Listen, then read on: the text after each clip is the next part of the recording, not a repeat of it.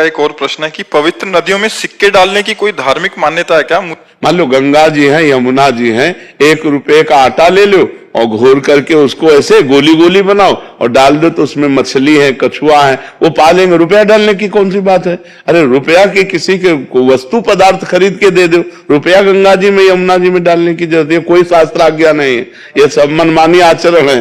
जब डालते हैं तो मैं मना करता हूँ कि भाई क्यों डाल रहे, तो वो बताते नहीं है, बोले तुम्हें क्या मतलब है, सब डाल दे। हाँ, नहीं, आजकल लोग मनमानी करते हैं। हम कहते हैं गंगा जी, यमुना जी, इनमें जैसे आप है ना 1 रुपया, 2 रुपया, 4 रुपया का आटा ले लो और उसकी गोली गोली बना के डालो, तो छोटे छोटे जो जल जंतु होते हैं वो खाएंगे, प्रसन्न रहेंगे, उनका भरण पोषण होगा। रुपया डालने से किस काम में आएगा?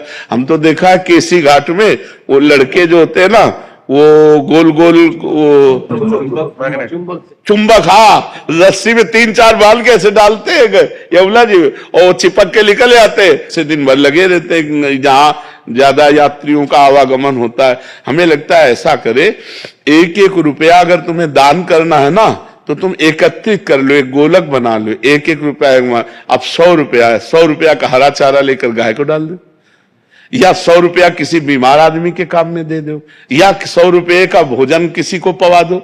गली कूचे में बैठे हुए ऐसे लोग गरीब हैं जो हम पर दया करने के लिए बैठे, भोजन पवा दो। ऐसे रुपया फेंकने से क्या फायदा है जी। माधव वशिष्ठ जी महाराज जी कह रहे हैं कि जो श्री जी को पोशाक धारण कराई जाती है उसमें क्या सावधानी रखनी चाहिए? जैसे गर्मियां आ गई हैं तो गर्मियों में क्या उनको भी श्री जी को सुखद होना चाहिए और हवा लगनी चाहिए। ऐसे वस्त्र जैसे हमको अनुकूल, भगवान की सेवा कैसे कहते हैं? देह भाव से। भगवान की सेवा कैसे करते हैं? जैसे अज्ञानी पुरुष अपने देह का पोषण करता है। अज्ञानी पुरुष जैसे गर्मी का समय है तो अपने शरीर के लिए कैसा वस्त्र धारण करता है, कैसा जल चाहता है, कैसा भोजन चाहता है, हमको ठीक वैसे ही करना है। जैसे देहा अभिमानी जीव अपने शरीर को सुख देने के लिए करता है, ऐसे अपने इष्ट के सुख के लिए करना चाहिए। लक्ष्मण जी के लिए आया है कि वो सिया राम जी की कैसी सेवा करते हैं, जैसे जीव अविवेकी पुरुष शरीर ही। जैसे अविवेकी पुरुष अपने शरीर को सुख देने के लिए, वही गर्मी, अब जैसे सर्दी है तो पानी को हम उतना ही गर्म करें, पहले अपने हाथ में डाल के देखें, फिर श्री जी को स्नान कराएं। अपने को जैसे गर्म कपड़े, तो कोमल और गर्म कपड़े श्री जी को। अब जैसे गर्मी आ गई है तो ऐसे कपड़े धारण करवाएं जिससे गर्मी न लगे श्री जी को, वस्त्र भी धारण हो और सुखद हो, स्पर्श में सुखद हो। पतले कपड़े हो और बढ़िया सुखद कपड़े हो, श्री जी को सुख मिले ऐसा। भोग लगाने में जैसे ऋतु फल है, जल है और शरबत है और फलों का जूस है, ऐसे अच्छे अच्छे भाव करके जितना पवाओगे उतने श्री जी प्रसन्न रहेंगे। महाराज जी एक इसी प्रश्न व्यंग चल रहा है, तो महाराज जी जैसे जो श्री जी की पोशाक होती है वो क्या हम फिर से उनको धो के ही फिर डाला जाता है, या उसको रख दिया है फिर कभी भी डाल सकते हैं? नहीं, अगर धोने लायक हो, मान लो जिनके पास बहुत है तो 1-2 बार पहनाए फिर दे दिए, किसी को दे दिए।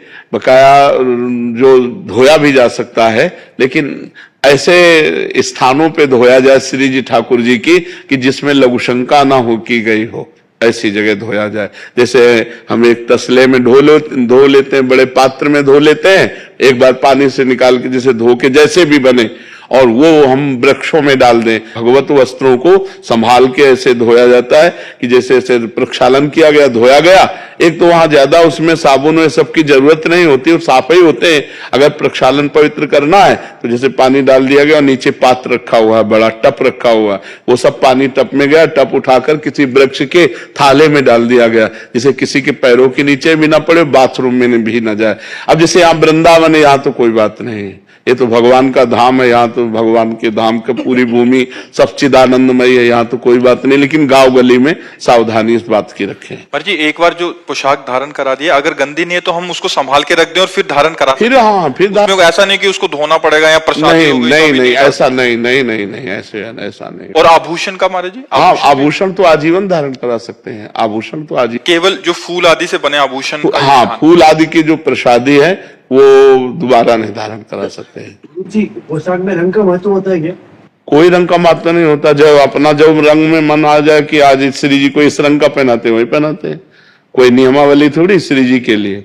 हमारा मन आ गया, हरी देखा तो आज हरित पहना देते हैं, आज लाल पहना देते हैं, आज काली पहना देते हैं, आज पीली पहना देते हैं।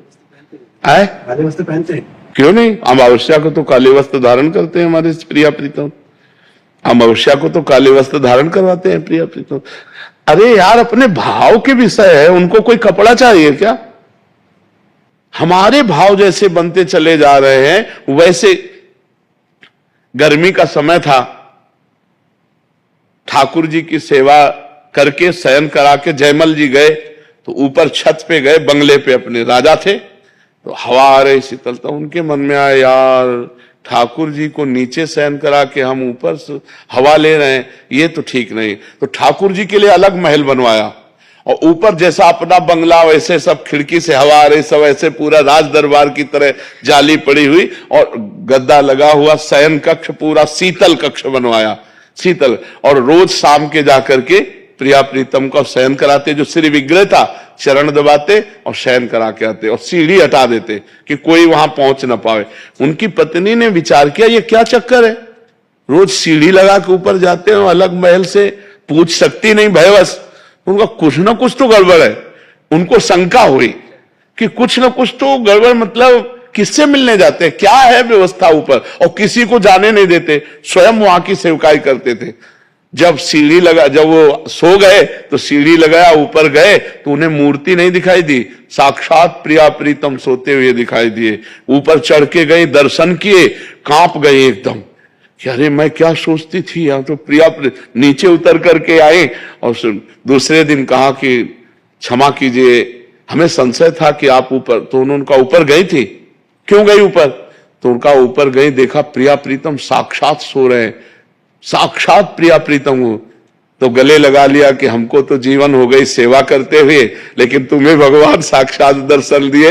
भगवान तो भावना, प्रिया प्रीतम साक्षात उनको दर्शन इसलिए दिए कि मैं सेवा स्वीकार किए हूं। क्या भावना कि यार हम तो खुले में सो रहे हैं, प्रिया प्रीतम नीचे सो रहे, तो ऐसे ही भावना। जैसे गर्मी का समय है तो रायवेल, गुलाब, कमल, ये फूल ले लिए और सैया लगा दी, रायवेल की बिछाए ऊपर कमल की पंखुड़ियां, ऊपर गुलाब की, और उसके ऊपर प्रिया प्रीतम के लिए एक कपड़ा महीन बिछा दिया, सुगंध, शीतलता और प्रिया प्रीतम भावना। ये भावोत्सवेन भजताम रस काम धेनु।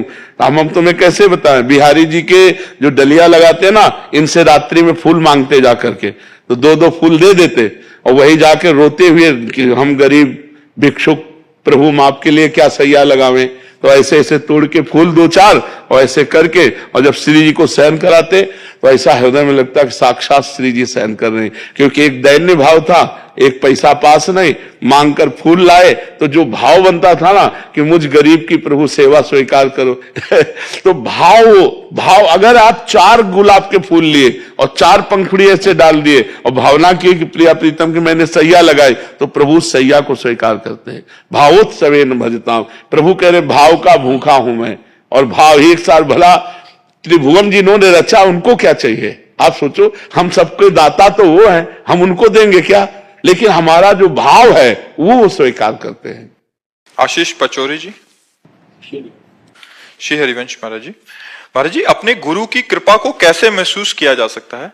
जब हमारे अंदर भजन की प्रवृत्ति बढ़ने लगे, गंदे आचरणों से मन भयभीत हो जाए, भगवान प्यारे लगने लगे, दूसरों में भगवान की भावना होने लगे, दूसरों को सुख देने की भावना होने लगे, तो समझना चाहिए हमारे ऊपर गुरु प्रसन्न है, हमारे ऊपर गुरुदेव की असीम कृपा है। गुरु कृपा का स्वरूप है, गुरु के द्वारा निकले हुए जो वाक्य हैं उनको मंत्र मानकर उनकी आज्ञा का पालन करना, तो इससे गुरु प्रसन्न है, तभी माना जा सकता है। मनमानी आचरण हो और गुरु प्रसन्न हो, ऐसा नहीं है। गुरु के शास्त्र के अनुसार हमारे आचरण हो, निरंतर नाम जप हो, जीवन में भगवत प्राप्ति की प्रबल लालसा आ जाए, गंदे कामों से भय लगने लगे।